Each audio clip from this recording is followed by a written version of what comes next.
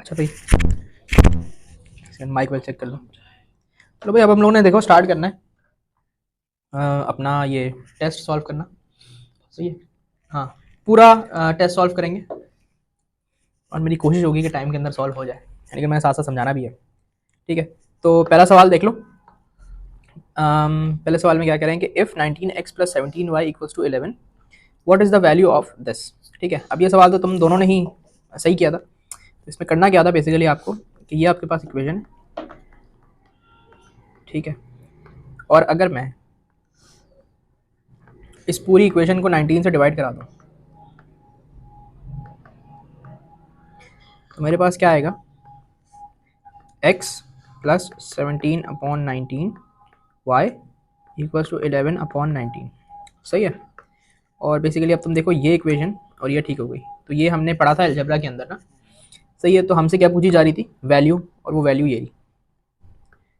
तो हमारा आंसर क्या हो जाएगा यहाँ पे 11 अपॉन 19, यानी कि ऑप्शन नंबर ए। पार्ट 2 देखो, which of these equations could be an equation of a line perpendicular to the line y equals to x। देखो हमने ये पढ़ा था कि जब भी दो लाइनें परपेंडिकुलर होती हैं तो उनके जो ग्रेडियंट्स होते हैं ना, उनका प्रोडक्ट क्या होता है, -1 के बराबर। अब अगर ये वाली लाइन की इक्वेशन देखो y equals to m x plus c, तो यहाँ पर हमें m यानी कि ग्रेडियंट क्या पता चल रहा है, 1, कि x के साथ 1 है ना, 1 है x का कोएफिशिएंट। तो एक ग्रेडियंट तो हमारे पास आ गया 1, दूसरा हमें निकालना है। तो 1 को जब वहाँ ले जाके डिवाइड कराऊंगा -1 से, तो क्या आंसर आएगा, -1। तो यानी कि एक लाइन का ग्रेडियंट अगर 1 है, यानी कि इस वाली लाइन का ग्रेडियंट अगर 1 है, तो इसके साथ जो परपेंडिकुलर होगी उसका ग्रेडियंट क्या होगा, -1 होगा। तो अब इनमें से देख लो कि -1 ग्रेडियंट कहाँ पे आ रहा है। अगर मैं देखूँ y इक्वल्स टू 0, तो y इक्वल टू 0 वाली लाइन ये होती है, ठीक है, और x इक्वल्स टू 0 ये। तो ये तो आपका x एक्सिस और y एक्सिस है, ठीक है। फिर आप बात करो x प्लस वाई की, तो x प्लस वाई में ऑप्शन नंबर है सी। जब मैं इसको अरेंज करता हूँ, यानी कि मैं x को उधर ले जा रहा हूँ, तो ये हो जाएगा y इक्वल्स टू -x। यहाँ पे हमारे पास ग्रेडियंट क्या आ गया, -1, है ना। तो हमारा ऑप्शन सी हो जाएगा। डी क्यों नहीं होगा, क्योंकि जब तुम उसको उधर लेके जाओगे तो ये हो जाएगा -y equals to -x, minus minus cancel, तो ये y इक्वल्स टू x, ये तो यही वाली लाइन हो जाएगी। तो हमें तो इसकी परपेंडिकुलर वाली लाइन चाहिए, तो वो हो गई ये। इस तरीके से सॉल्व करना था। अच्छा, a circle in the X Y plane has an equation this, which of the following points lie on the circle. अब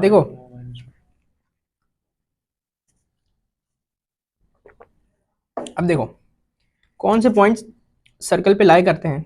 ये करने के लिए हमें ये करना था कि हम, हाँ, कि हम एक एक करके इनमें वो रखते, ठीक है, जहां पर ये इक्वेशन सेटिस्फाई हो जाती वो हमारा आंसर होता। यानी कि पहले हम -5 को रखते x की जगह और -4 को रखते y की जगह, सॉल्व करते। अगर ये 36 के बराबर आ जाता, यानी कि ये वाली साइड भी 36, तो ये हमारा ऑप्शन होता। फिर बी में भी यही करते, सी में भी यही करते, डी में भी यही करते।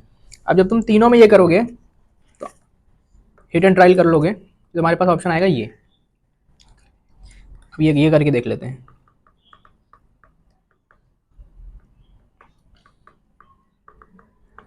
ठीक है, ये हो जाएगा 6² प्लस 0²। 6² क्या होता है, 36 इक्वल्स टू 36। तो ये यहाँ पे सेटिस्फाई हो गई, तो ये हमारा आंसर था। ठीक है, बाकी इन तीनों को जब तुम डालोगे इसी तरीके से, तो ये तीनों सेटिस्फाई नहीं करेंगे, यानी कि इस साइड पे 36 नहीं आ रहा होगा, कुछ और आ रहा होगा। 4 देख लो, पढ़ना जरा सवाल को।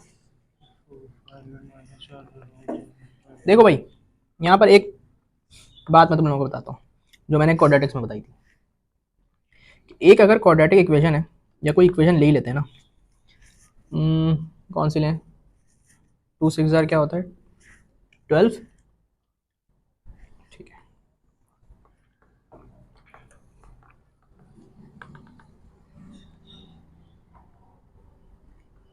सही है।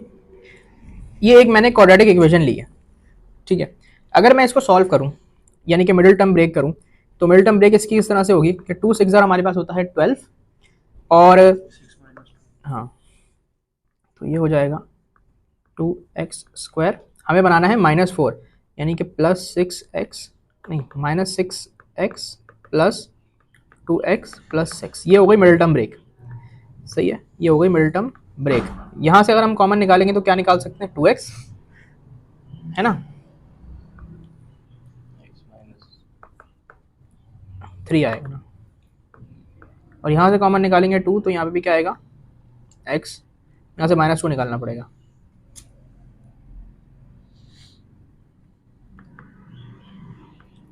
x माइनस 3 इक्वल्स,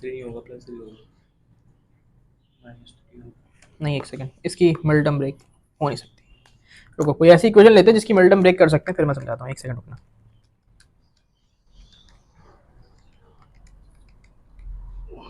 हाँ इसकी मिडल टर्म ब्रेक हो नहीं सकती ना, ठीक है, ये ले लेते हैं, 2x square plus 4x minus 6 equal to 0। हाँ अब इसकी हो जाएगी, देखो भाई 2 6 क्या होता है 12, तो इसकी हो जाएगी 2x स्क्वायर, हमें बनाना है 4, तो प्लस 6x माइनस 2x, 4 बन गया, माइनस 6 इक्वल टू 0, सही। यहाँ से कॉमन क्या निकलेगा, 2x, तो अंदर बचेगा x प्लस 3, यहाँ से कॉमन निकलेगा -2, अंदर बचेगा x प्लस 3, फिर आया 2x माइनस 2 और x प्लस 3 इक्वल टू 0।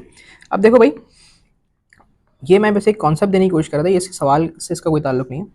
देखो ये जो दो चीज़ें हमारे पास बनी है ना, ये हमारे पास क्या बन गए, इसके फैक्टर्स, जब तुम इन दोनों को इक्वल टू 0 रखते हो तो तुम्हारे पास दो वैल्यूज आती है ना, सही है, ये होते हैं फैक्टर्स या रूट्स, ठीक है, रूट्स भी यही होता है। अब सवाल में वो ये कह रहे हैं कि एक ये इक्वेशन है, ये क्यूबिक इक्वेशन है, भाई हमें इससे कोई गर्ज नहीं है कि क्यूबिक इक्वेशन किस तरह सॉल्व होती है, हमारा इससे कोई ताल्लुक नहीं है यहाँ पे सवाल में। वो कह रहे हैं कि बस ये एक इक्वेशन है, इसको जब हमने इस तरह सॉल्व किया ना, तो हमारे पास एंड में ये 3 नंबर्स आ रहे हैं।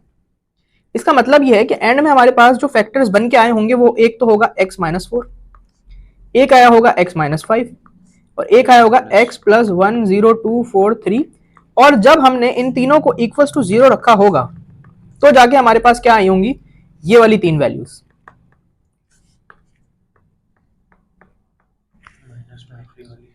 हाँ सॉरी माइनस, इस तरह आई होंगी, है ना, वो ये कह रहे हैं। अब वो पूछ रहे हैं कि then which of the following is a factor of the equation, यानी कि आपको उसने ये दे दिया है और वो आपसे ये चीज पूछ रहा था। अब मुझे बताओ x माइनस 4 इन तीनों में नहीं है, ना ही x माइनस 5 है और ना ही ये वाली चीज है, तो इसका आंसर हमारे पास क्या होगा, नन।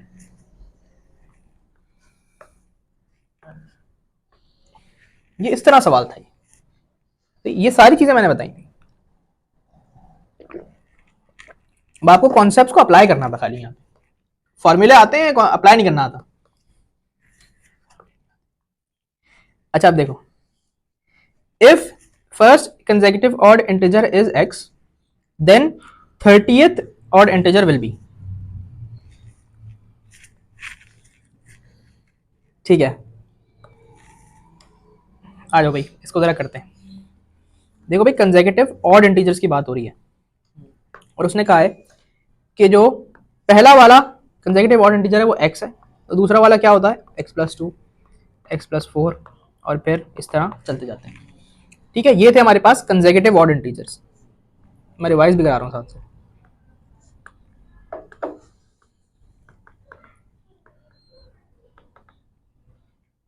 ये थे, अच्छा अब वो कह रहा है कि पहला वाला x है और 30th हमें बताना है, और फॉर्म यही है। देखो भाई एक बात यहाँ पे देखो कि अगर हम ये देखें कि हमारे पास पैटर्न क्या फॉलो हो रहा है, देखो ये वाली फर्स्ट टर्म है, ये वाली सेकंड टर्म है, ये वाली थर्ड टर्म है। यहाँ पे हो क्या रहा है कि पहली टर्म तो हमारे पास x ही आ रही है, और दूसरी टर्म निकालने के लिए ना हम लोग कर रहे हैं 2 मल्टीप्लाइड बाय द पोजीशन -1, सही है। ये बेसिकली एक अरिथमेटिक प्रोग्रेशन बनी हुई है, सही है। इसके अंदर हम लोग कर क्या रहे हैं कि हम लोग कोई भी टर्म निकालने के लिए यहाँ पर देखो n की जगह उसकी पोजीशन डालूंगा ना तो वो टर्म आ जाएगी। देखो फॉर एग्जांपल ये पोजीशन है 1 2 3, अगर मैं इसकी जगह 1 डालता हूँ तो मेरे पास क्या आएगा, 0 हो जाएगा, और 2 0 0 तो x हो जाएगा। इसी तरीके से अगर मैं इसकी जगह 2 डालता हूँ तो 2 1 2, तो ये x प्लस 2 हो जाएगा। सिमिलरली इसकी जगह अगर मैं 4 डालता हूँ, ओ सॉरी 3 डालता हूँ तो x प्लस 4 हो जाएगा। ठीक है, तो बेसिकली जो फॉर्मूला लग रहा है ना वो ये लग रहा है, ये बन रहा है बेसिकली, ये पैटर्न फॉलो हो रहा है। अब वो पूछ रहा है कि 30th ऑड इंटीजर बताना है, तो मुझे क्या करना होगा कि मुझे इसकी जगह डालना पड़ेगा n की जगह 30, यानी कि पोजीशन उसने बता दी ना, तो x प्लस ये हो जाएगा 29 और ये हो जाएगा x प्लस 58, ये आपका 30th इंटीजर हो गया। ये आपका क्या हो गया? अब इसके अंदर कंसेक्यूटिव इंटीजर्स वाला कॉन्सेप्ट और एपी वाला कॉन्सेप्ट दोनों आए थे। सही है, ये आंसर हो गया। तो ऑप्शन क्या है इसका? डी 58। अब क्वेश्चन नंबर 6 जरा पढ़ो। 6 में वो कह रहे हैं कि दो लाइनें हैं,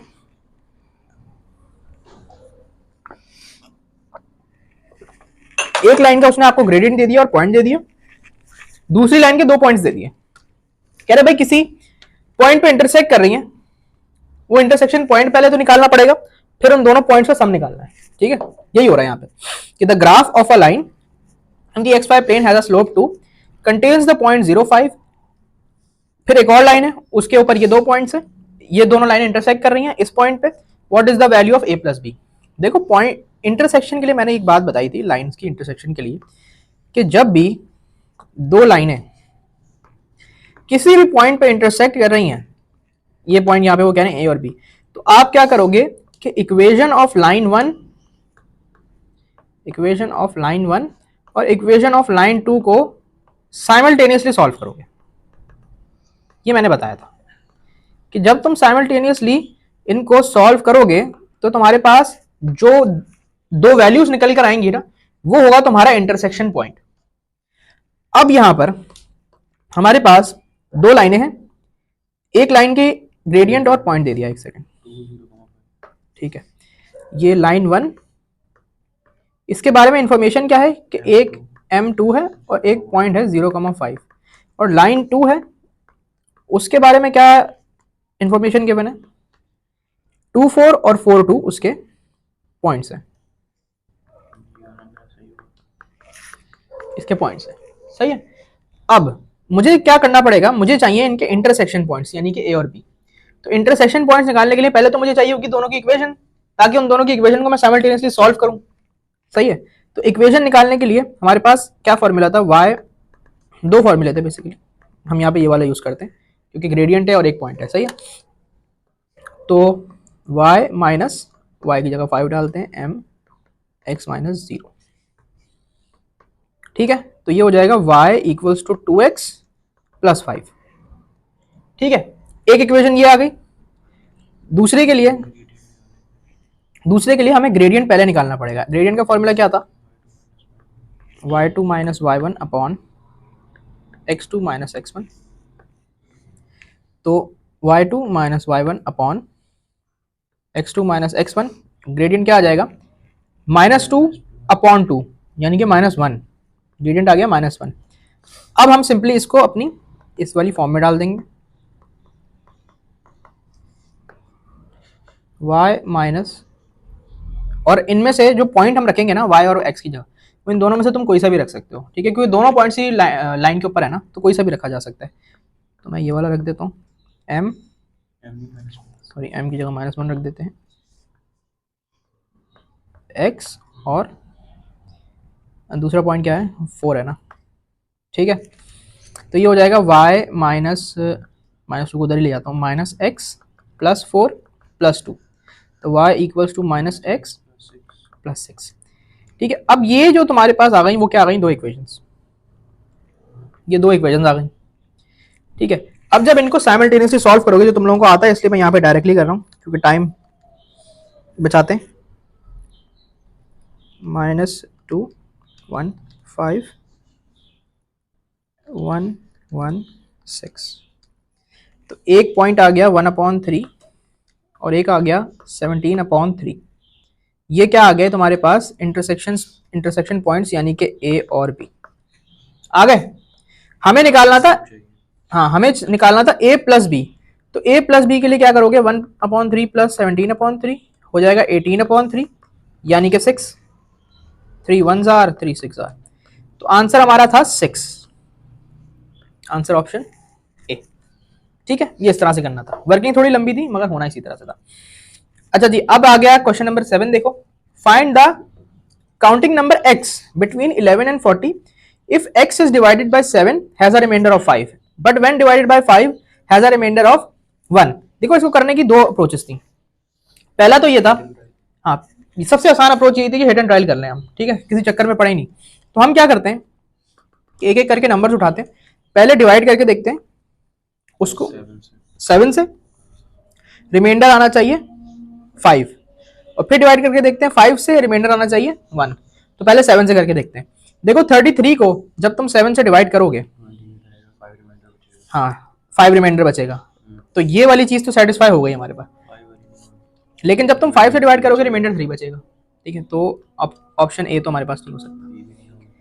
बी को देखो, जब तुम 7 से डिवाइड करोगे तो 7 2 14 होता है, 2 रिमाइंडर बचेगा, 1 बचना चाहिए और 5 बचना चाहिए, तो ये भी नहीं हो सकता।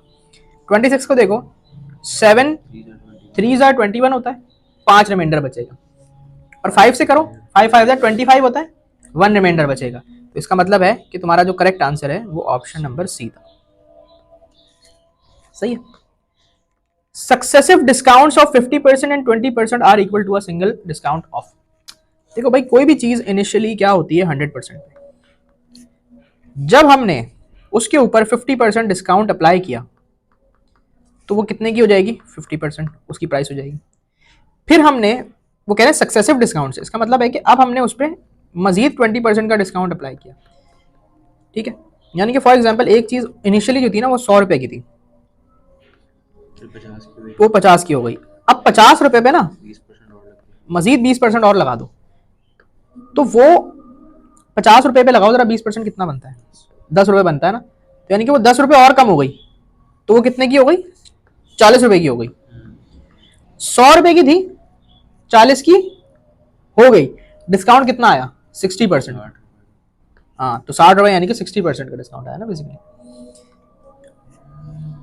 ये करना था। अच्छा जी, what is the equation of a circle, what is the equation of a circle of radius 5 centered at 1 0। भाई इक्वेशन ऑफ अ सर्कल थी x minus a whole square plus y minus b whole square equals to r square, ठीक है। उसने हमें दे दिया center x y, radius r, इसको basically center a b है यहाँ पर, तो ए बी कर लेते हैं, ए बी, और रेडियस r, तो x minus 1 whole square plus y minus 0 है तो y स्क्वायर ही लिख देता हूँ इसको डायरेक्ट, ठीक है, और r स्क्वायर क्या है 5 स्क्वायर यानी कि 25। ये बन गई इक्वेशन। अब ये देख लो ये कहाँ पर है, सही है। अब इसके बाद देख लो ये कहाँ पर आ रहा है, x माइनस 1 होल स्क्वायर, हाँ सही है, बी में आ रहा है, तो ये हमारा बी ऑप्शन होगा। Making the radius 3 times is equivalent to multiplying the original area of a circle by what number.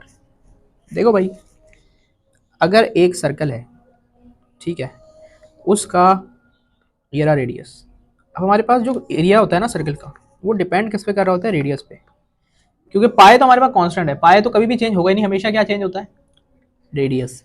अब वो कह रहे हैं कि रेडियस को 3 टाइम्स कर दिया, रेडियस को 3 टाइम्स कर दिया, यानी कि पहले ये r था, इसको छोटा करते हैं थोड़ा सा, इसे थोड़ा सा छोटा कर देता हूँ, पहले ये r था और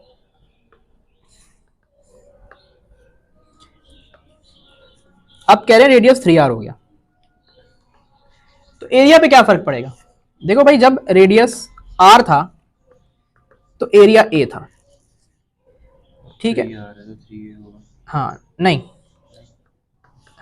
अब जब रेडियस 3r हो जाएगा तो ये क्या हो जाएगा 9r स्क्वायर, तो एरिया 9 टाइम्स हो जाएगा ना, एरिया 9 टाइम्स हो जाएगा, यानी कि अब इसको 3r किया तो एरिया 9r हो जाएगा, क्योंकि एरिया का जो रिलेशनशिप है वो r के स्क्वायर के साथ है, r के साथ नहीं है,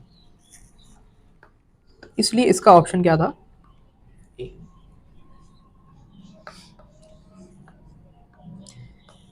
अच्छा जी, what is the range of 5x minus y if 6, ये x और y की रेंजेस गिवन है और हमें 5x माइनस y की निकालनी थी। इसके बारे में मैंने ये बताया था कि भाई देखो, हाँ एक सेकेंड, पहले हम इसको बनाते हैं 5x। तो वो कैसे बना सकते हैं हम, कि हम पूरी इनइक्वालिटी को क्या करवा दें, मल्टीप्लाई बाय 5। तो ये बन जाएगी 30 5x 50, ये बन गई। अब हमने इसमें से y को करवाना था माइनस। इन दोनों इनइक्वालिटीज को जब हम माइनस करवाएंगे तो हमारे पास क्या होगा, 5 माइनस माइनस 30 क्या हो जाएगा, 30 माइनस माइनस 5 क्या हो जाएगा 35। ये हो जाएगा 5x माइनस वाई, और 50 माइनस माइनस 2 क्या हो जाएगा 52। तो ये हमारे पास ऑप्शंस में कहीं पर भी नहीं है, तो इसका ऑप्शन कैसे है भाई,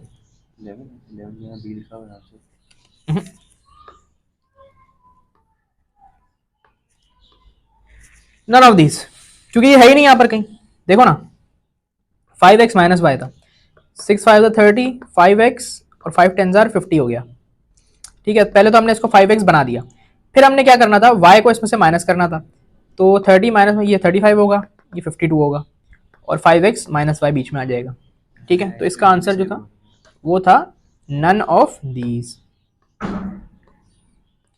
अच्छा जी, in the x y coordinate system R S और ये are 2 points on the line defined by the equation this then T S. भाई देखो ये दो वो हैं पॉइंट्स हैं, और ये इस लाइन पे लाई करते हैं, यानी कि लाइन की इक्वेशन गिवन है और दो क्या गिवन है, पॉइंट्स गिवन है। तो भाई मुझे बताओ लाइन की इक्वेशन से मैं उसका ग्रेडियंट देख के क्या बता सकता हूँ, 2 नहीं होगा। ठीक है, अब मुझे बताओ अगर मैं इन दोनों पॉइंट्स पे ग्रेडियंट फॉर्मूला लगा दूं और उसको बराबर रख दूं 2 के, तो रख सकता हूं ना, तो रख लेते हैं भाई, y2 minus y1 upon x2 minus x1 equals to 2, plus R S minus S गया, प्लस आर माइनस आर गया, यहाँ पे क्या बचा, t upon minus 2 equals to 2, t की वैल्यू क्या आ गई -4। यही तो पूछी है उसने बस। सही है, बहुत सारी अप्रोच हो सकती हैं। मैंने दोनों कोऑर्डिनेट्स को इक्वेशन में डाला अलग अलग करके, सही है, वो भी सही है करके, फिर t की वैल्यू निकाली। ठीक है, if the mean of numbers this is 295 then what is the mean of this. देखो भाई इसके लिए हमारे पास, तुम देखो दोनों तरफ हमारे पास x है, तो पहले तो हमें क्या करना पड़ेगा, x की वैल्यू चाहिए होगी। तो मीन निकालने का फॉर्मूला क्या था, मीन आता था sum of values upon number of values करने से। तो अगर मैं सारी वैल्यूज का सम करूं, यानी कि 28 plus 155 plus 411 plus 806 plus x, ये कितनी वैल्यूज हो गई, 1 2 3 4 5 5, और इसको बराबर रख दूं 295 के, 295 के। अब यहां से क्या मैं x की वैल्यू निकाल सकता हूं, x क्या आ जाएगा 295, वहां जाके 295 और 5 मल्टीप्लाई हो जाएंगे, और इसमें से 1400 जो है वो जाके माइनस हो जाएगा। तो x की क्या वैल्यू आ गई, x की वैल्यू 75 आ गई।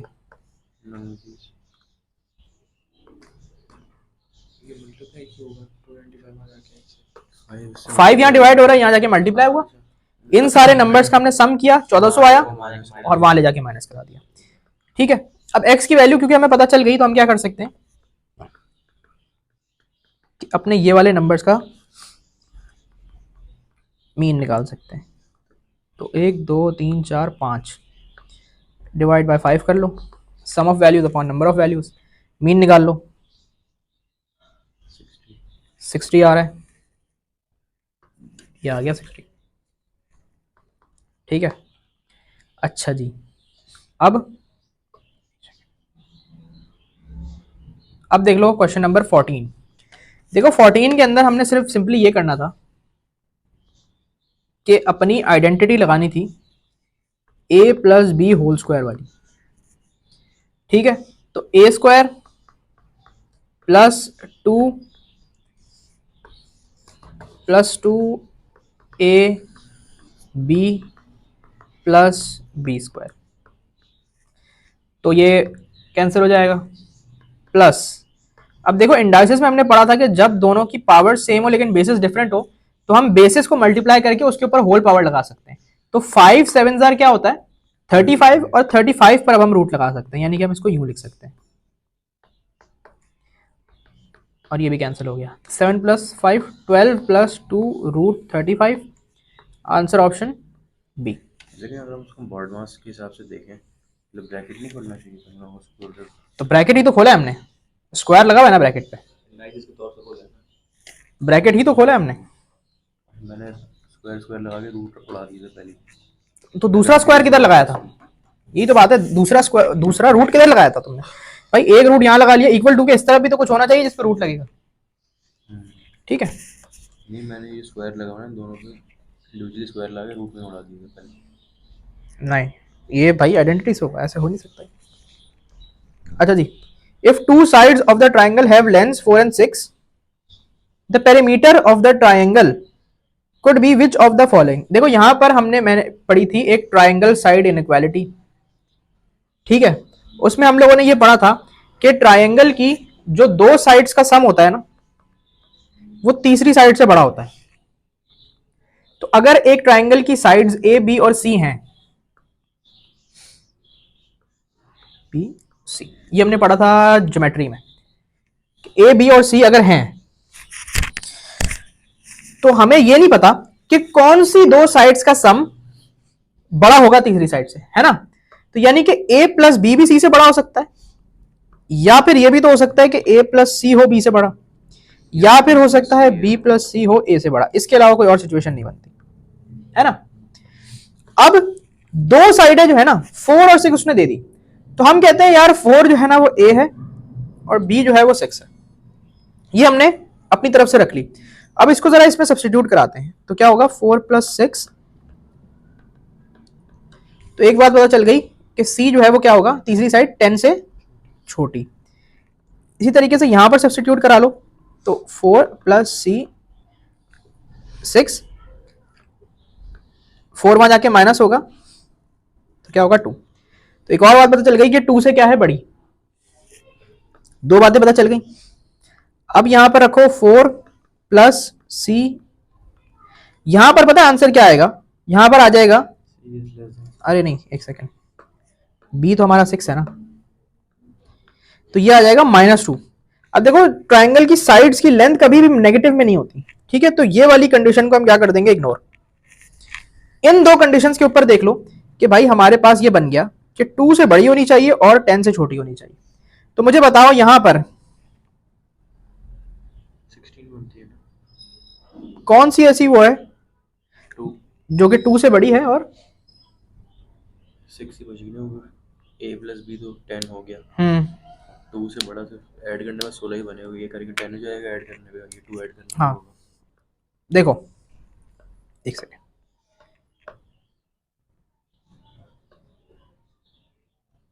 यहां पर हमारे पास ये जो ऑप्शंस में दिए हुए ना, ये पैरामीटर्स दिए हुए, यानी कि तीनों साइड का सम दिया हुआ है। तो यानी कि हमें साइड सी पता करने के लिए ना इन दोनों को इन पैरामीटर्स में से माइनस करना पड़ेगा। तो जब हम 12 में से 4 और 6 को माइनस करेंगे तो 2 बचेगा, ठीक है। 16 में से 4 और 6 को माइनस करेंगे तो 6 बचेगा, और 20 में से 4 और 6 को माइनस करेंगे तो 10 बचेगा।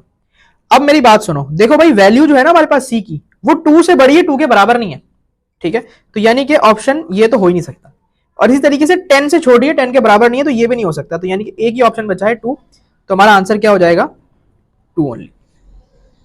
ये मैंने जो साइड लिखी है ना, साइड सी लिखी है, यहां पर हमारे पास a + b + c दिया हुआ है, तीनों साइड का सम दिया हुआ है, सही है, समझ आ गया।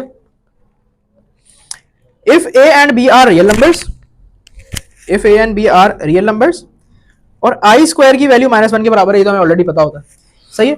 फिर वो कह रहे हैं कि ये इसके बराबर है, what is the value of a + b। भाई इसके अंदर मैंने ये बताया था कि हम सिंपल काम क्या करेंगे कि जो रियल वाले पार्ट है उसको रियल के इक्वल रखेंगे, यानी कि a को बराबर रखेंगे 12 के, तो ये आ गई a की वैल्यू, ठीक है। रियल वाले पार्ट को रियल वाले के बराबर रखा, और इमेजिनरी वाले पार्ट को इमेजिनरी के बराबर रखते थे। तो इमेजिनरी वाला पार्ट यहां पर क्या है -bi, और वहां पर क्या है ai + bi, यही है। अब ये bi और हाँ इधर आके क्या हो जाएगा -2bi = ai, आई और आई हो जाएंगे कैंसिल, क्या बचा b equals to a upon -2, a की वैल्यू क्या है 12 अपॉन -2, b की क्या आ गई 6। तो वो पूछ रहा है भाई बताओ a प्लस b क्या है, हाँ सॉरी -6, वो पूछ रहा है बताओ a और b का सम क्या है, तो 6 और सॉरी 12 -6 करना है हमें, तो आंसर आएगा 6, तो यानी कि हमारा ऑप्शन था सी। समझे, ये बिल्कुल बेसिक बेसिक चीजें थी जो याद रखनी थी। आई स्क्वायर क्या काम था? क्या कह रहे हो, उसने आई स्क्वायर की वैल्यू दी थी, उसका कोई काम नहीं। उसका कोई काम नहीं था, सिर्फ कंफ्यूज करने के लिए उसने एक वैल्यू दे दी थी। हमने ये पढ़ा था कि भाई रियल को रियल के इक्वल रखते थे, इमेजिनरी को इमेजिनरी के इक्वल रखते थे, ये इमेजिनरी पार्ट है पूरा इसका, और हमारे पास क्या आता था, वैल्यूज आ जाती थी बस। अब वो कह रहे हैं how many positive factors does this have, ठीक है, तो अगर हमें इसके पॉजिटिव फैक्टर्स पता करने हैं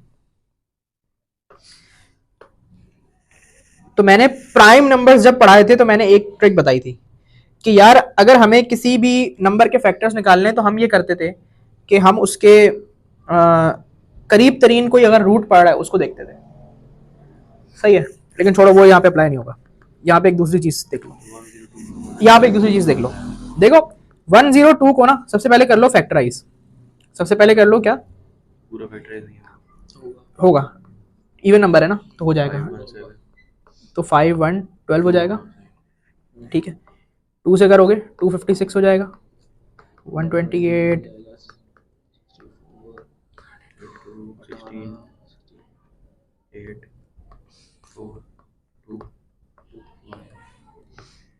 ठीक है जी। अब कितने 2 हो गए भाई गिनो, 1 2 3 4 5 6 7 8 9 10, यानी कि 1024 को लिखा जा सकता है 2 की पावर 10, सही है। अब हमें अगर किसी भी नंबर के फैक्टर्स निकालने हो तो हम क्या करते हैं मैं ये बताता हूँ, ठीक है, एक जरा वैसे एग्जांपल देख लो, यार कोई नंबर बताओ 50 कर लेते हैं, ठीक है, अगर मुझे पता करना है ना कि 50 के फैक्टर्स कितने हैं तो मैं इसको फैक्टराइज करूंगा पहले, तो 25 किस टेबल में आता है, सही है। 50 को किस तरह लिखा जा सकता है, 2 इंटू 5 स्क्वायर, 2 इंटू 5 स्क्वायर, मैं क्या करूंगा देखो 2 की पावर क्या है 1, मैं इन दोनों के एक्सपोनेंट्स को प्लस करके +1 करके मल्टीप्लाई कर दूंगा, यानी कि 1 + 1 मल्टीप्लाइड बाय 2 + 1, तो 1 + 1 पावर्स में 1 ऐड कर दिया, पावर्स में 1 ऐड किया, ठीक है, तो आंसर आ गया 6। एक सेकेंड दोबारा देखो, किया क्यों, ये किससे किया? दोबारा दोबारा दोबारा दोबारा दोबारा देखो भाई, सबसे पहले एक नंबर है 50, हमें बताना है factors of 50, factors of 50, factors of 50, ठीक है, मैंने इसको कर लिया फैक्टराइज, फैक्टराइज करने के बाद इसको हम लिख सकते हैं 50 को लिख सकते हैं 2 × 5 का स्क्वायर, 50 बना है 2 की पावर 1 और 5 की पावर 2 करके, तो हमारे पास जो दोनों पावर्स है ना, हम उन दोनों पावर्स को उठाएंगे, उन दोनों में करेंगे 1 को ऐड और इनको कर देंगे आपस में मल्टीप्लाई, तो हमारे पास आ जाएंगे फैक्टर्स, तो 1 + 1 2 और 2 + 1 3, कितना हो गया 6, तो हमें ये पता चल गया कि 50 के फैक्टर्स कितने हैं, 6 फैक्टर्स हैं। अगर वैसे करना है तो वैसे भी करके देख लो, देखो एक फैक्टर होता है हमारे पास 50 का 1 2 3 नहीं होता, 4 भी नहीं होता, 5 6 नहीं होता, 7 नहीं, 8 भी नहीं होता, 9 भी नहीं, 10 फिर 12 नहीं होता, 13 नहीं होता, 14 नहीं होता, 15 नहीं होता, और कोई फैक्टर नहीं होते, एक सेकेंड, 2 5 10, 5 5 25, 25 भी तो होता है ना, 25 2 1 2 3 4 5 और एक 50 खुद होता है, तो ये कितने बन गए 6, ठीक है, तो ये एक तरीका था फैक्टर्स निकालने का किसी भी नंबर के, +1 कटा था, इसमें हमें सिर्फ 10 के अंदर +1 करना है, आंसर आ जाएगा 11, तो एक बात हमें पता चल गई कि 1024 के जो फैक्टर्स हैं वो कितने हैं 11 फैक्टर्स, ये चीज समझ में आ गई, सही है। कुछ चीजें ऐसी हैं जो लेक्चर में नहीं थी तो इसलिए मैंने ये रखा है कि मैं उनको इधर ही कवर कर दूंगा, ये तरीका समझ में आ गया किस तरीके से फैक्टर्स हमें किसी चीज के निकाल। अच्छा जी कहाँ तक हो गए, 17 तक तो हो गए, तो ये वाला पेज हटा देते हैं। 18. When the positive integer m minus 3 is divided by 7, the remainder is 1.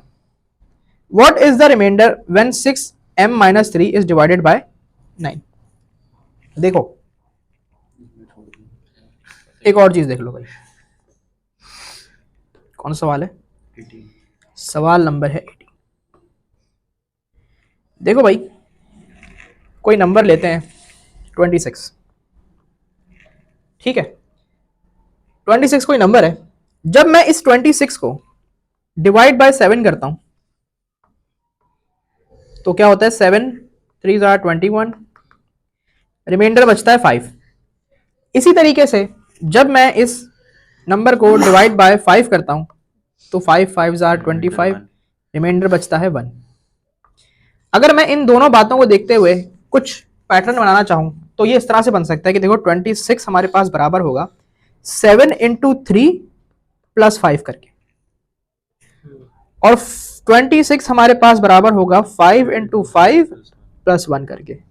तो एक चीज मुझे यहां पर समझ आ गई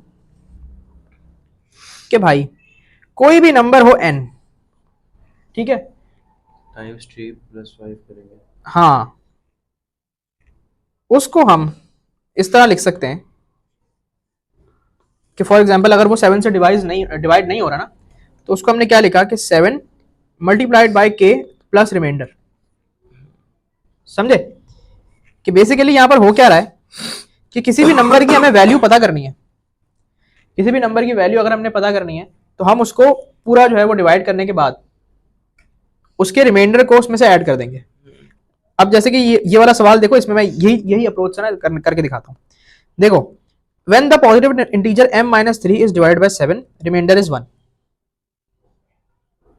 यानी कि ऐसा कौन सा नंबर है जिसको हम मल्टीप्लाई बाय 7 करेंगे, इसमें से -3 का रिमाइंडर बचा? हाँ, यानी कि ऐसा कौन सा नंबर है कि जिसको हम मल्टीप्लाई करें 7 से, फिर करें उसमें +1, तो हमारे पास बचे ये, क्योंकि रिमाइंडर को यहाँ पे प्लस कर रहे थे ना, याद आया? हाँ, अब यहाँ पर उसने ये कहा है कि भाई एक नंबर है, एक सेकंड इसको मैं यहाँ ले जाता हूँ.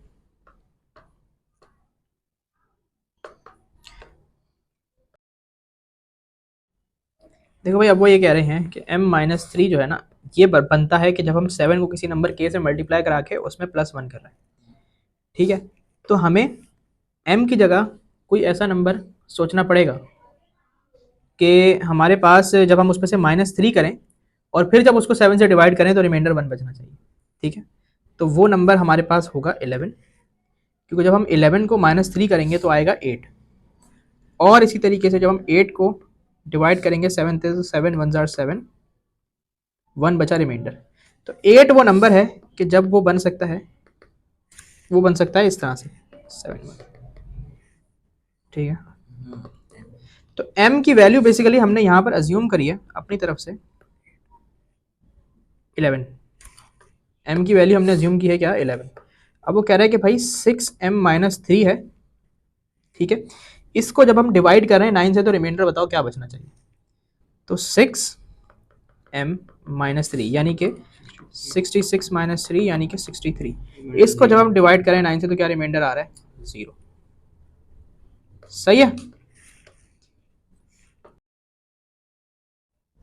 क्वेश्चन नंबर 20 देख लो. अच्छा, अब ये सवाल था जो तुम कह रहे थे कि ये रिमाइंडर फैक्टर थ्योरम का सवाल है. ये रिमाइंडर फैक्टर थ्योरम नहीं था, ठीक है. देखो, इसके अंदर क्या था कि आपको एक इक्वेशन गिवन है, सही है, एक क्यूबिक इक्वेशन है, और वो कह रहे हैं कि इसको हम डिवाइड कर रहे हैं इससे. तो यहाँ पर आपने करना सिंपली ये था कि x प्लस 3 को आप बराबर रखते 0 के, आपके पास क्या आता है? x माइनस 3, ठीक है. ये वाली जो इक्वेशन है इसके अंदर आपने -3 पुट करना था खाली, ठीक है. तो जब तुम इस पूरे को सॉल्व करोगे तो आंसर आएगा -55. ये आंसर था, बस ये करना था, सही है. द लाइन L, अब 21 देख लो. The line L passes through the points 10 20 and 20 10. Which of the following is the equation of a line perpendicular to L? देखो, परपेंडिकुलर लाइंस के बारे में हमने ये बात देखी थी कि उन दोनों के ग्रेडियंट्स का प्रोडक्ट क्या होता है? -1 के बराबर. तो मैं एक काम करता हूँ कि पहले तो इन दोनों पॉइंट्स को यूज करते हुए इस वाली लाइन का ग्रेडियंट निकाल लेता हूँ, ठीक है. तो y2 minus y1 upon x2 minus x1, तो ये हो जाएगा -1।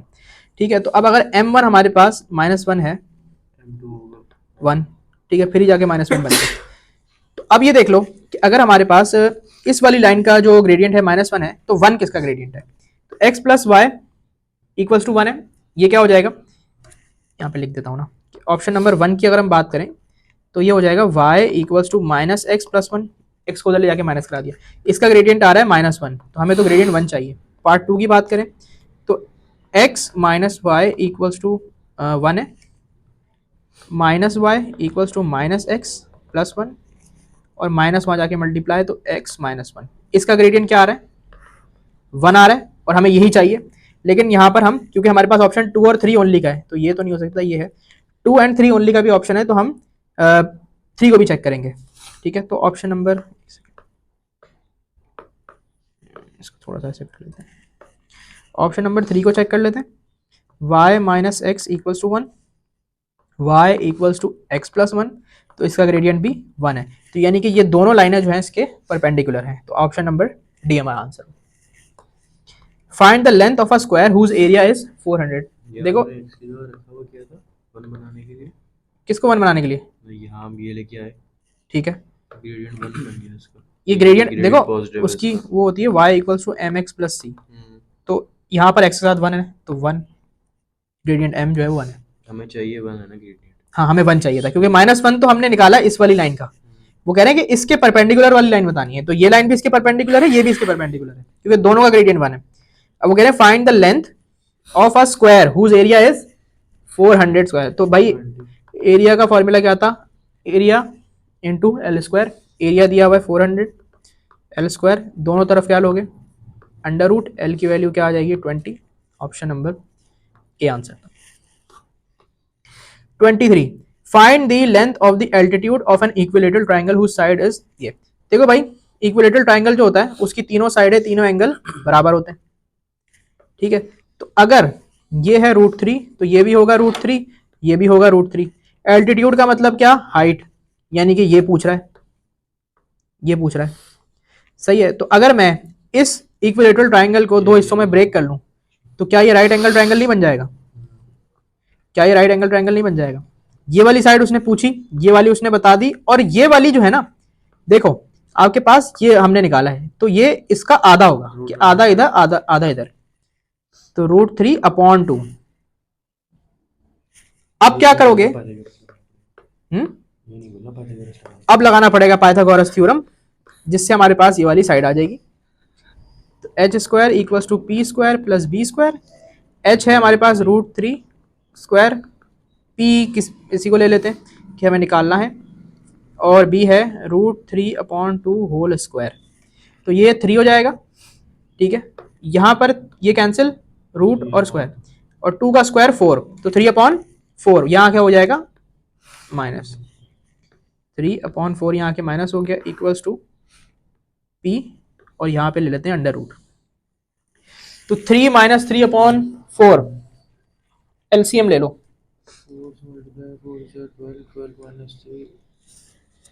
12 - 3 9 9/4, ठीक है, तो ये अंदर आ गया रूट में 9/4। अब रूट जब तुम दोनों के ऊपर अलग अलग लगाओगे तो 9 का रूट क्या होता है 3, उसका रूट 2, तो 3/2 1.5 होता है, तो हमारा जो आंसर है वो, देखो question number 24, at 8:15 the hour and the minute hand of a clock form an angle of, ठीक है, तो देखो एक क्लॉक है, इसको बनाते हैं यहाँ पे, ये है एक क्लॉक, सही है, 12 1 2 3 4 5 6 9 7 8 9 10 11 12, ठीक है, वो कह रहे हैं भाई घड़ी में हो रहे हैं 8:15, तो वो इसी तरह होंगे ये और ये, ठीक है, ये आवर है ये मिनट है, थोड़ी अजीब सी खड़ी हुई है, सही है। देखो मुझे बताओ एंगल हमें पता करना है कि ये वाला एंगल कितना है, तो मुझे बताओ इस पूरे का एंगल कितना होगा 360 होगा ना, 360, ये इस पूरे का है, ठीक है। अब मुझे बताओ इनमें गैप्स कितने हैं, 1 2 3 4 5 6 7 8 9 10 11 12 गैप्स हैं, तो अगर मुझे एक गैप के लिए निकालना है तो मैं क्या कर सकता हूँ, इसको डिवाइड बाय 12, तो 360 डिवाइड बाय 12 क्या होता है 30। अब वो मुझसे ये कह रहे हैं कि भाई मुझे बताना है कि ये वाला एंगल क्या है। तो मैंने ये पता किया कि भाई एक गैप के लिए 30 है, तो 1 2 3 4 5, 5 गैप्स के लिए कितना होगा? 150। तो आंसर क्या आया? 150 डिग्री। ठीक है, ये हो गया 24। ये है आंसर सही वाला। ये आंसर सही है। ठीक है, अब देखो आगे, क्योंकि देखो घड़ी के अंदर जो है ना हमारे पास, वो सारे गैप्स इक्वल होते हैं। ऐसा नहीं होता कि 2 नंबर की गैप ज्यादा है और कम है। क्या मतलब कैसे किया? अच्छा ये पूछ रहे हो, चलो सही। आ जाओ भाई। If one pair of opposite sides of a square is increased in length by 50% and the other pair of sides is decreased in length by 50%, what percent is the area? देखो यार, हाँ देखो सही कह रहा है। देखो बताता हूँ कैसे। देखो भाई, एक स्क्वायर है, ये रहा, सही है। इस स्क्वायर की जब तुम दो साइडों को 50% छोटा करोगे, यानी कि इतना, और दो साइडों को 50% बड़ा कर दोगे, तो फिर ये स्क्वायर रहेगा ही नहीं, ये रेक्टेंगल बन जाएगा। ऐसे होगा ना। By what percent is the area of the new figure. ठीक है, अब देखो हमारे पास एरिया क्या होता है स्क्वायर का? Length into length. अब जब ये रेक्टेंगल बन गया तो इसका क्या होगा? Length into breadth. बेसिकली हुआ क्या है, देखो बेसिकली यहां पर हमारे पास हुआ क्या है कि हमने एक लेंथ को इंक्रीज कर दिया बाय 50%, यानी कि उसमें 0.5 लेंथ ऐड कर दी, है ना। और दूसरी वाली लेंथ जो थी 0.5 कर दी उसमें से हमने एक को 50 से बढ़ाया, एक को 50 से कम किया। हाँ, उसको हमने 0.5 माइनस कर दिया। ठीक है, तो ये हो जाएगा 1.5 L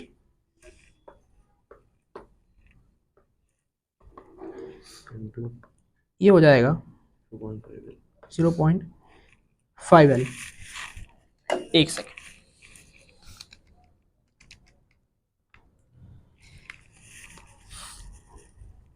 इन दोनों को जब मल्टीप्लाई करेंगे तो आंसर क्या आएगा? 0.75 L। सही है, यानी कि ओवरऑल जो लेंथ का इंक्रीज है वो 0. मतलब ये लेंथ का इंक्रीज नहीं होगा, बेसिकली ये एरिया का इंक्रीज होगा, क्योंकि लेंथ इंटू लेंथ हमने करा ना। तो एरिया का इंक्रीज कितना हुआ? बाय 0.75। वो कह रहे हैं कि by what percent is the area of the new figure changed. 75% मिलेगा। हाँ, पहले एरिया था A, अब हो गया 0.75 A, तो चेंज कितना आया? 0.25 A का, यानी कि 25% आंसर है। 0.25 25% होता है, समझे? ये समझ गए? इस तरह से किया हमने।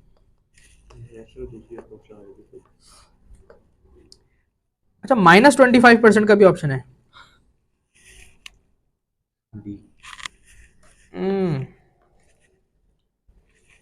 -25 का भी ऑप्शन है, क्योंकि देखो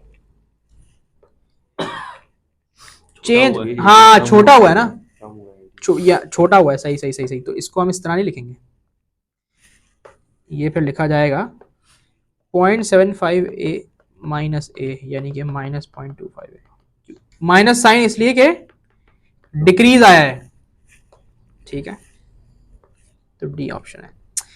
अच्छा जी, if the ratio of the legs of a triangle is 8:15 whose area is 480 square centimeters, then find the longest side of the triangle in centimeters। भाई देखो यहाँ पर मसला पता है क्या है, कि हमें ये पता ही नहीं कि ट्राइंगल किस टाइप का है, कुछ भी हमें ट्राइंगल के बारे में इंफॉर्मेशन गिवन नहीं है। ठीक है, तो इसका आंसर प्लीज हम रिड्यूस ही नहीं कर सकते, कोई इंफॉर्मेशन ही नहीं पता हमें कि राइट एंगल है, इक्विलेटर है, आइसोसेलेस है, क्या है, कुछ पता ही नहीं है। आगे आ जाओ। In a set of 11 numbers the mean and the median of the numbers are 29 and 33 respectively. The lowest number of the set is 12 and the highest number is 63। देखो भाई, एक नंबर है, नंबर्स का सेट है जिसमें 11 numbers हैं, lowest number 12 है और हाईएस्ट कितना है 63, और बीच में कुछ नंबर्स हैं। सही है। टोटल नंबर्स कितने हैं 11, मीन कितना है 29, मीडियन कितना है 33, लोएस्ट नंबर 12 है। अब वो कह रहे हैं कि इस सेट में ना हमने दो नंबर्स ऐड किए 65 और -7। तो देखो अगर ये दो नंबर्स ऐड होंगे तो 65 यहां पर आएगा, -7 यहां पर आएगा। मीडियन को तो कोई फर्क पड़ेगा ही नहीं, मीडियन तो मिडिल वैल्यू होती है ना, मीडियन तो अभी भी बीच में ही रहेगा। फॉर एग्जांपल अगर यहाँ पे मीडियन है तो वो तो यही रहेगा, उसको तो कोई फर्क नहीं पड़ेगा। तो मीडियन तो चेंज नहीं होगा, मोड भी चेंज नहीं होगा क्योंकि मोड तो मोस्ट रिपीटेड वैल्यू होती है। सही है। तो -7 या 65 के आने से मोड को भी कोई फर्क नहीं पड़ेगा। इसी तरीके से मीन की अगर हम बात करें, ठीक है, तो देखो हमारे पास मीन का फॉर्मूला होता है number of values upon sum of values, है ना। मीन हमें उसने ये बता दिया कि कितना है 29, sorry sum of values upon number of values. तो ये हो जाएगा, नंबर भी चेंज हो जाएगा। अब जरा सम निकालो, 29 इंटू 11 कितना होता है 377। हाँ इतना ही होता है। हाँ नहीं, अच्छा 319 होता है। चलो यार 319 कर देते हैं भाई, तुम लोग करके देख लेना इसको मल्टीप्लाई। 319 हो गया, ठीक है। ये हमारे पास आ गया सम। अब वो ये कह रहे हैं कि हमने क्या किया, हमने दो नंबर्स को मजीद ऐड किया, किसको 65 और पहले 11 नंबर से 13 नंबर हो गए। हाँ अब नंबर्स हो गए 13, डिवाइड बाय 13 करेंगे। हाँ नहीं ना, इसमें हम 65 और -7 को ऐड करेंगे और अब डिवाइड बाय क्या करेंगे 13। तो हमारे पास आएगा नया मीन, नया मीन तब आएगा, ये दो नंबर्स ऐड हुए ना। तो अब 319 में अगर मैं 65 को ऐड करूं और 7 को माइनस करूं तो 377 डिवाइड बाय 13, फिर से मीन वही आ गया, यानी कि मीन पे भी कोई फर्क नहीं पड़ा। एक वाहिद चीज चेंज हुई है यहाँ पे, सिर्फ और सिर्फ रेंज। समझ आ गए। अगर ये दो नंबर जो आप ऐड कर रहे हो ना, इन दोनों को माइनस करो, इन दोनों को माइनस करके देखो डिफरेंस सेम है, तो मतलब मीन पे फर्क नहीं पड़ेगा। वापस बोल, ये जो आपके नंबर है ना 12 हाँ इनको और इनको को माइनस इनका डिफरेंस देखो सेम है, तो मतलब मीन पे फर्क नहीं आएगा कोई चीज़ भी। -12 मैं रेंज कहता हूँ ये 1 65 - 7 करो,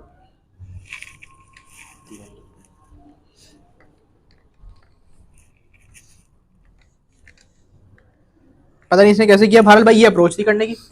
यहाँ पे समझ में आ गया तुम लोगों को। अच्छा वो कह रहे हैं विच of the following is not a prime number. देखो भाई 5 एक प्राइम नंबर है, 7 भी एक प्राइम नंबर है, 1 है जो प्राइम नंबर नहीं है। ये मेरा सही है, 1 प्राइम नंबर नहीं। क्योंकि प्राइम नंबर होता है जिसके दो फैक्टर्स होते हैं और 1 के टेबल में। अब 1 तो सिर्फ 1 के ही टेबल में आता है और कोई फैक्टर ही नहीं है। 1 जो है ना वो ना ही प्राइम है ना ही कॉम्पोजिट है। 1 कुछ प्राइम भी नहीं है कॉम्पोजिट भी नहीं है भाई, वो बस बीच में है दोनों। अच्छा भाई अब क्वेश्चन नंबर 30 देखो, find the supplementary angle of 50 degrees. ठीक है 50 डिग्रीज का सप्लीमेंट्री एंगल निकालना है। देखो सप्लीमेंट्री एंगल होता है basically 50 plus some angle equals to 180। ठीक है, सप्लीमेंट्री एंगल्स वो एंगल्स होते हैं जिनको हम प्लस करें तो 180 आंसर आता है, और कॉम्प्लीमेंट्री एंगल्स वो एंगल होते हैं जिनको हम प्लस करें तो 90 आंसर आता है। ठीक है, तो हमें क्या निकालना है 50 का सप्लीमेंट्री एंगल, यानी कि हम 50 में कुछ प्लस करें तो 180 आंसर आए। 130 हाँ तो 130 हो गया बेसिकली। ठीक है, how many non negative integers less than 1000 are not divisible by 7। तो हम एक काम करते हैं कि हम वो निकाल लेते हैं जो डिविजिबल बाय 7 है। तो इसके लिए मैंने बताया था कि देखो हमारे पास जो रेंज है वो होगी 1 से लेके 1000 तक। ठीक है, 1 से लेके 1000 तक। अब एपीजीपी में शायद हमने ये बात की थी कि हम क्या करेंगे कि हम 7 के फैक्टर्स देख लेते हैं कहां पर है। तो 7 के फैक्टर्स 7 से शुरू होंगे और 7 से लेके कहां तक जाएंगे, हिसाब लगाओ अगर तो 900 तो आएगा, नहीं 900 नहीं सॉरी 700 तक तो आएगा। ठीक है, 700 से आगे 700 तक तो आ गया। उसके आगे अगर हम देखें तो 70 प्लस करते जाओ ना, 770 840 9 10 980, लेकिन इसमें आप 7 और भी प्लस करो, 987 भी आएगा, 994 भी आएगा बस और अभी आगे निकल जाएगा 1000 से, तो हम यहाँ पे रुक जाएंगे। तो यानी कि हमारी रेंज बन गई 7 से 994 तक की, ठीक है। अब 994 माइनस 7 डिवाइड बाय 7, ये मैंने बताया था, सही है। 987/7 आंसर आया 141, लेकिन हमने इसमें +1 भी करना था ताकि हम 7 को भी इंक्लूड कर सके, तो 140। अब देखो यहाँ पे एक बात का ख्याल रखना पड़ेगा कि हमें चाहिए लेस देन 1000, ठीक है, 1000 को इंक्लूड नहीं करना। तो यानी कि 142 हमारे पास इंटीजर्स आए हैं जो कि डिविजिबल बाय 7 है 1 से 1000 तक की रेंज में, ठीक है, 1000 को इंक्लूड नहीं करना। तो मैं क्या करता हूँ 999 में से माइनस कर देता हूँ 142, तो आंसर आएगा 857। तो 857 वो इंटीजर्स हैं जो कि डिविजिबल बाय 7 नहीं है 1 से 1000 तक की रेंज में। The equation whose roots are reciprocal of the roots equation this। भाई देखो इसके फॉर एग्जांपल रूट्स हैं अगर अल्फा और बीटा, तो हमें एक ऐसी इक्वेशन निकालनी है जिसके रूट्स हों 1/अल्फा और 1/बीटा। इसके लिए मैंने बताया था कि हमारे पास जो ए और सी की वैल्यू होती थी उसको हम स्विच कर देते थे, जैसे कि ये हमारी क्वाड्रेटिक इक्वेशन थी ना, तो इसके अंदर हम ए और सी की वैल्यू को स्विच कर देते थे।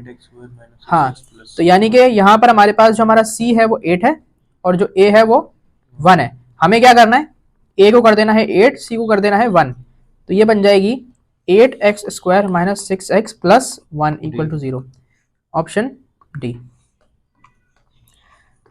इफ ये एक इनइक्वालिटी है, find the set of values of x, ठीक है। देखो सेट ऑफ वैल्यूज निकालने के लिए सबसे पहले तो मुझे क्या करना पड़ेगा कि x² plus 5x plus 6 lesser than 0, इसको करना पड़ेगा मिडिल टर्म ब्रेक से। देखो जब तुम मिडिल टर्म ब्रेक करोगे तो खुद कर लेना, यहाँ पे मैं -2 हाँ, तो x प्लस 2 बनेगा और x प्लस 3 बनेगा, सही है। अब जब ग्रेटर ये लेसर देन वाला साइन होता था तो हम क्या करते थे, डबल इनइक्वालिटी बनाते थे। तो डबल इनइक्वालिटी ये बन जाएगी, बेसिकली दो वैल्यूज यहाँ पे हमारे पास बन रही है -2 और -3, तो छोटी वैल्यू यहाँ पे, हाँ नहीं इन दोनों के बीच में है ये रेंज, तो हमारा आंसर हो गया सी। अच्छा, according to the above which of the following equals, ये इंडाइसिस का सवाल था। यहाँ पर देखो ऊपर हमारे पास बेसिस सेम है तो पावर्स क्या हो जाएंगी, ऐड हो जाएंगी, और नीचे जाके 15 माइनस 13 माइनस हो जाएगा आंसर। ये x13 है, ठीक है, ये हो जाएगा x² 0 से 2 x15, और अब क्योंकि 13 डिवाइड हो रहा है तो ये वाली पावर माइनस हो जाएगी, तो ये हो जाएगा x², ये किसके बराबर है 225, और हमसे पूछा जा रहा है x² की वैल्यू बतानी, तो वो 225। क्यों वहाँ पे क्या कह रहे हो, x15 ऐड हुआ है ना, क्योंकि भाई ये दोनों मल्टीप्लाई हो रहे हैं, हाँ ठीक है, बेसिस सेम है, पावर्स क्या हो जाएंगी ऐड, तो 5 + 10 15, और 13 इनके साथ डिवाइड हो रहा है तो 13 वाली पावर क्या होगी माइनस, ठीक है, डिवाइड के अंदर, तो ये किया तो x² बचा, और हमसे x² की तो वैल्यू पूछी थी वो 225 है, ठीक है। इसको बेसिकली सॉल्व किया तो यहाँ पर हमारे पास x² आ गया है जो कि बराबर है 225 की, इन्होंने बता दिया। अच्छा जी, अब ये देख लो, द इनइक्वालिटी, ये इनइक्वालिटी गिवन है, must be true which one of the following cases, यानी ये जो तीन केसेस हैं इनमें से कौन सी सिचुएशन में ये इनइक्वालिटी ट्रू होगी। तो भाई ये काम करो कि तीनों केसेस के लिए एक एक वैल्यू रख लो, ठीक है। अगर x -1 से छोटा है तो हम क्या रख सकते हैं, -2 रख सकते हैं, -2 रखो यहाँ पर दोनों जगह x पे, हाँ, तो एक तरफ 10 आ जाएगा, दूसरी तरफ आ जाएगा एक तरफ 4 आ जाएगा, तो यहाँ पर तो सेटिस्फाई कर गई, ठीक है। x is greater than 1, greater than 1 के लिए क्या रख लो, 2 रख के देख लो, 6 minus 4 2 एक तरफ 2 आ गया 6 plus 10 16, एक तरफ 16, तो ये तो नहीं हो सकता भाई। 2 नहीं, अच्छा, -1 और 1 के दरमियान यानी कि 0 रख के देख लो, -4 आएगा और 10 आएगा, तो वो मॉड से 4 हो जाएगा ना, 4 और 10 आएगा, और ये हो जाएगा 10, तो ये भी नहीं हो सकता। Question number 36, there are 2 people left over if 8 people are seated in each row and 1 left over if 7 people seated in row, what could be the number of people। देखो भाई, नंबर ऑफ पीपल कोई ऐसा number होना चाहिए कि जब हम उसको डिवाइड बाय 8 करें तो रिमाइंडर 2 बचे, और जब डिवाइड बाय 7 करें तो रिमाइंडर 1 बचे। तो ऑप्शंस में से चेक कर लेते हैं। 18 को चेक करो, अगर 18 को 8 से डिवाइड करेंगे तो 8 2 16, रिमाइंडर 2 बचेगा, लेकिन जब 7 से डिवाइड करेंगे तो 7 2 14, रिमाइंडर 4 बचेगा, तो यानी कि ये ऑप्शन नहीं हो सकता।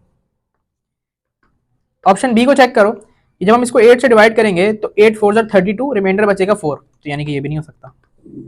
सिमिलरली 50 को चेक करो, 8 6 आर 48, रिमाइंडर बचा 2, 7 7 आर 49, रिमाइंडर बचा 1, तो यानी कि यही है वो ऑप्शन। ठीक है, 42 नहीं हो सकता, 42 को डिवाइड करके देख लो, 8 5 आर 40 होता है, रिमाइंडर 2 बचा, लेकिन 7 6 आर 42 होता है, रिमाइंडर 0 बचा, तो 42 इसलिए नहीं हो सकता, तो ऑप्शन बचा हमारे पास एक ही। अच्छा जी, which of the following inequalities is equivalent to this, तो यहां पर मैंने बताया था कि सबसे पहले तो आपने लेना था दोनों नंबर्स का एवरेज। ठीक है, तो -2 + 14 डिवाइड बाय 2 करोगे तो क्या आ जाएगा 6। फिर क्या करना था कि आपने निकालना था n, n कैसे निकलता है, हाईएस्ट नंबर में से एवरेज को करना था माइनस, तो आता है 8। ठीक है, और फिर इनइक्वालिटी बनाने का तरीका ये था कि एवरेज को मैं a बोल रहा हूं कि आप लिखोगे x minus n mod less than a, क्योंकि डबल इनइक्वालिटी है तो लेस देन का साइन लगाया, तो ये हो जाएगा x माइनस 6 लेस देन 8। कौन सा ऑप्शन है, ए। ठीक है, Maris travels for 2 hours at a speed of 45 kilometre per hour, what is the total distance, तो स्पीड का फॉर्मूला हमने पढ़ लिया था, डिस्टेंस अपॉन टाइम होता है, तो डिस्टेंस के लिए क्या करेंगे, speed multiply by time, speed है 2, टाइम है 45। अब ये दोनों, ये चीज़ देखो किलोमीटर पर आवर में है, ये आवर्स में है, तो हमें इसमें कुछ कन्वर्जन करने की जरूरत नहीं है, तो आंसर आ जाएगा 90 किलोमीटर का सफर उसने किया, तो आंसर ऑप्शन ये सी। In 5 years time, a father will be twice as old as his son. 4 years ago, he was 3 times as old as his son. Find their present ages. देखो भाई इसमें क्या करना है, पेज ऐड कर लेते हैं। अरे यार, इसमें हमें क्या करना है, 39। देखो भाई, फादर की एज कह देते हैं f और सन की एज को कह देते हैं s। ठीक है, father's age f, son's age s। ठीक है, इन 5 years टाइम्स, यानी कि 5 साल बाद, 5 years टाइम, बाप की एज कितनी हो गई होगी, f + 5, सन की कितनी हो गई होगी, s + 5, 5 साल बढ़ गए होंगे, बड़े हो गए होंगे दोनों। ठीक है, वो कह रहे हैं कि a father will be twice as old as his son, यानी कि 2f + 5, नहीं सॉरी, सन की एज मल्टीप्लाई बाय 2 ना। ठीक है, कि सन की एज का डबल हो गई होगी फादर की एज। ठीक है, एक तो इन्होंने ये बता दिया, दूसरा हमें क्या बता दिया कि 4 years ago, 4 years ago यानी कि 4 साल पहले, तो 4 साल पहले फादर की एज जो होगी वो -4 और सन की भी, यानी कि 4 साल छोटे होंगे। ठीक है, 4 साल पहले क्या था, he was 3 times as old as his son, यानी कि हाँ, यानी कि 4 साल पहले जो था ना, फादर था अपने सन का थ्राइस, यानी कि 3। ठीक है, इन दोनों इक्वेशंस को सॉल्व करते हैं, f इक्वल्स टू 2s, ये हो जाएगा 2 5 10 और माइनस हो गया 5, और यहाँ पर भी कर लेते हैं, ये हो जाएगा 3s -8। अच्छा भाई, जब इन दोनों इक्वेशंस को तुम सॉल्व करोगे तो ये हो जाएगा 2s और 2 5 10 और वहाँ जाके माइनस होगा 5, तो +5, और यहाँ पर हो जाएगा f equals to 3s, 3 4 jar होता है -12 + 4 -8। इन दोनों को रख लेते हैं बराबर, ये यहीं पे ही इसकी वैल्यू ले आते हैं ना, 2s + 5 इक्वल्स टू 3s -8, ये हो जाएगा 13 इक्वल्स टू s। सन की एज आ गई 13, अब फादर की निकाल लेते हैं, f इक्वल्स टू 2 13 26 + 5 31, तो आंसर हो गया 1331, कि सन की एज है 13 और उसकी एज है 31, ये हमें निकालने को बोला था। ये बेसिकली हमने जो ली थी वो प्रेजेंट एजेस थी, कि अभी कितनी एज है, 5 साल बाद +5 और 4 साल पहले -4। 40 in an AP the 5th term is 22 and the 11th term is 52, यानी कि दो इक्वेशंस बननी थी, एक T5 के लिए और एक T11 के लिए। अब कौन सी टर्म 22 है? फिफ्थ, तो यानी कि a plus 4d, a plus 10d। ठीक है, ये उसने हमें बता दी कि ये है 22, ये है 52। हमें क्या चाहिए? 17th term. 17th टर्म के लिए हमें क्या करना पड़ेगा? पहले तो इन दोनों की इक्वेशंस को साइमल्टेनियसली सॉल्व करना पड़ेगा। मैं डायरेक्ट कर रहा हूं, तुम लोग कर देना उस। ठीक है, तो फर्स्ट टर्म आ जाएगी 2 और डिफरेंस आ जाएगा 5। हाँ, दोनों जगह एक को सब्जेक्ट बना के ना बराबर कर दो, एक दूसरे के बराबर रख दो, साइमल्टेनियस इस तरह सॉल्व कर लो। अच्छा जी, ए और डी आ गया। हमें क्या चाहिए? 17th टर्म, यानी कि T17 चाहिए। वो क्या होगी? a plus 16d। ए की वैल्यू है 2 प्लस 16, डी है 5, तो 16 5 आर 80 और 82, तो ये हो गया 82।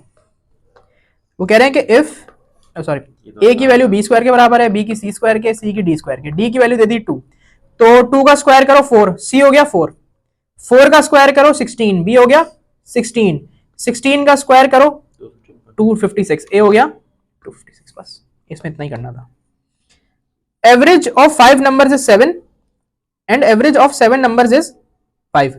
What is the average of all 12 numbers? देखो भाई, मीन का फॉर्मूला क्या था?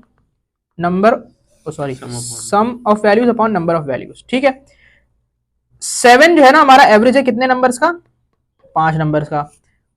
और 7 जो है हमारा एवरेज है कितने नंबर्स का? नहीं सॉरी, 5 है 7। हाँ, 5 जो है हमारा एवरेज है वो कितने नंबर्स का? 7 नंबर्स का। तो अगर मैं दोनों के सम निकाल लूं तो 7 5 आर 35। इसको क्या देते हैं? इसको सम 1 क्या देते हैं? इसको सम 2 क्या देते हैं? S1 प्लस S2 70 हो गया। S1 भी 35 हो जाएगा, S2 भी 35 हो जाएगा, तो दोनों का कंबाइंड सम कितना आ गया? 70।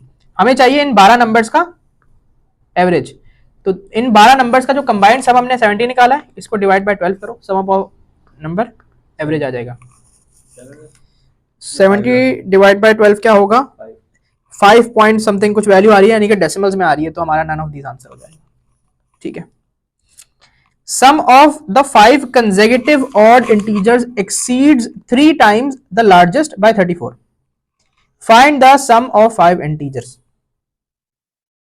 यानी कि एक सेकेंड, पहले तो यहाँ इसको लेके जाना पड़ेगा किसी पेज पे, यहीं पे ऐड कर लेते हैं 43 के लिए पेज।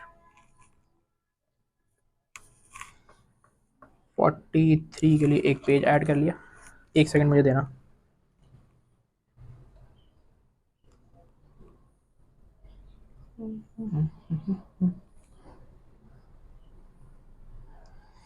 अच्छा, अब कहाँ गया 43? Sum of 5 consecutive odd integers. Odd integers क्या होंगे? x, x plus 2, x plus 4, x plus 6, x plus 8। ये 5 कंसेक्यूटिव ऑड इंटीजर्स आ गए, इनका सम।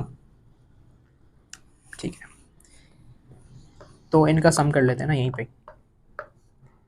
इन पांचों का जो सम है, तो भी यही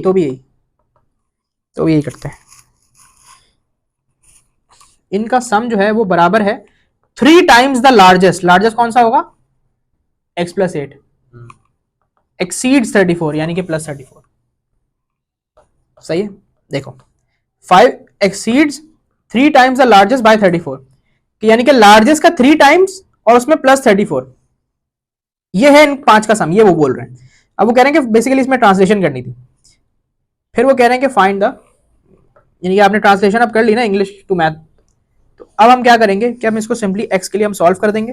तो ये यहाँ पर कितने x हैं? 1 2 3 4 5, तो ये हो जाएगा 5x, 2 प्लस 6 12, 20 प्लस 20 इक्वल्स टू 3x, 3 8 are 24, 24 plus 58, 2x equals to 38, x equals to 19। ये हमारे पास आ गया कौन सा? पहला वाला इंटीजर। तो अब हम क्या पांचों इंटीजर्स लिख सकते हैं कि ये 19 है, 21, 23, 25 और 27। वो हमसे कह रहा है कि find the sum of 5 integers, तो इन सब का सम कर लेते हैं, यानी कि ये सारे नंबर्स को क्या कर लेते हैं? ऐड कर लेते हैं, 115 आंसर आ जाएगा। 115 आंसर आ जाएगा। सही है। कह रहे हैं कि 1/5 इज व्हाट पार्ट ऑफ 3/5। देखो भाई 3/5 है, इसके कर लो 3 हिस्से, एक बनेगा 1/5, दूसरा ही बनेगा 1/5 और तीसरा ही बनेगा 1/5। ठीक है। वो कह रहा है कि 1/5 इज व्हाट पार्ट ऑफ 3/5। तो 3/5 को एज अ होल ट्रीट करेंगे, उसके हमने करे 3 हिस्से तो एक पार्ट 1/5 आया, तो इसका मतलब है कि 1/5 जो है ना ये 3/5 का 1/3 है, कि तीसरा हिस्सा है 1/3। फॉर एग्जाम्पल एक सर्कल है, इस सर्कल का नाम है 3/5। ठीक है, हमें पता करना है, नहीं करेंगे 1/5 is what part of, multiply नहीं करेंगे दोनों नहीं मल्टीप्लाई करके आंसर गलत आएगा। हाँ, ठीक है। 3/25 आया था मैंने किया था, मैंने ये किया था। 3 हिस्से किए इसके, हर हिस्सा 1/5 होगा, तो पूछ रहे हैं 1/5 3/5 का कौन सा हिस्सा है, तो वो 1/3 हिस्सा है ना। तो ये पूछा था बेसिकली सवाल में, सवाल को समझो। A man can do a work in 120 days, then how many, नहीं 4 man can do a work in 120 days, then how many days will 6 man take to complete the same job. भाई देखो 4 बंदे काम कर रहे हैं 120 दिन में, तो 6 कितने करेंगे कितने दिनों में करेंगे x।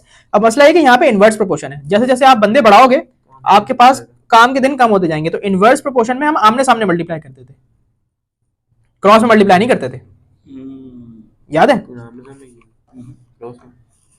हाँ क्रॉस में नहीं करते थे, आमने सामने मल्टीप्लाई करते थे।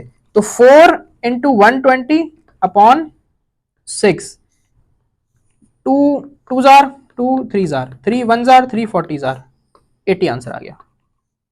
तो ये आपके पास क्रॉस मल्टीप्लाई कर दिया, नहीं क्रॉस नहीं करना था ना, ये इनवर्स और डायरेक्ट का ख्याल रखना था।